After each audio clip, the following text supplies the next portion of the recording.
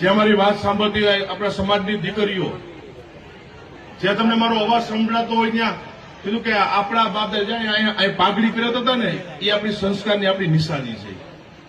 જે પાઘડી પહેરીને વડીલો પાઘડી પહેરીને બેઠા છે એ આપણો વારસો છે, આપણી સંસ્કારની નિશાની છે. અને દીકરીઓને મારી વિનંતી છે કે બાપે માથે ઓઢેલી પાઘડી એ નીચી ન નમી જાય ને જોવાની જવાબદારી દીકરીઓની. અત્યારનો સમય એવો સમય ચાલુ, દીકરીને એટલું જ વિચારવું છે કે જે ઘરની અંદર મેં જન્મ લીધો છે, લેવા પટેલ સમાજની અંદર મેં જન્મ લીધો છે, મારા મા બાપે કેટલી મજૂરી કરી છે, કેટલી મહેનત કરી છે, અને ત્યારે એટલું નામ કરે, ભલે બીજું મૂડી નહીં કમાણો હોય પણ તમારો બાપ તમારું નામ તો કમાણો છે, એની પાસે આબરૂ તો કમાણો હોય છે.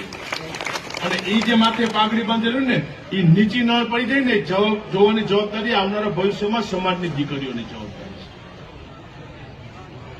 ઘરની અંદર તમારો બાપ આખા કુટુંબનું કે ખરાબ ન વિચારતો હોય, એનો પરિવાર હોય, કુટુંબ હોય, સગાવાલા આવતો હોય, ઘરનો વડીલોનો બાપ ખરાબ ન વિચારતો હોય તો પોતાનું દીકરીનું કોઈ એનો બાપ ખરાબ ન વિચારે. બાપ ઉપર ભરોસો રાખજો અને લેવા પટેલ સમાજ તો જ આગળ આવશે.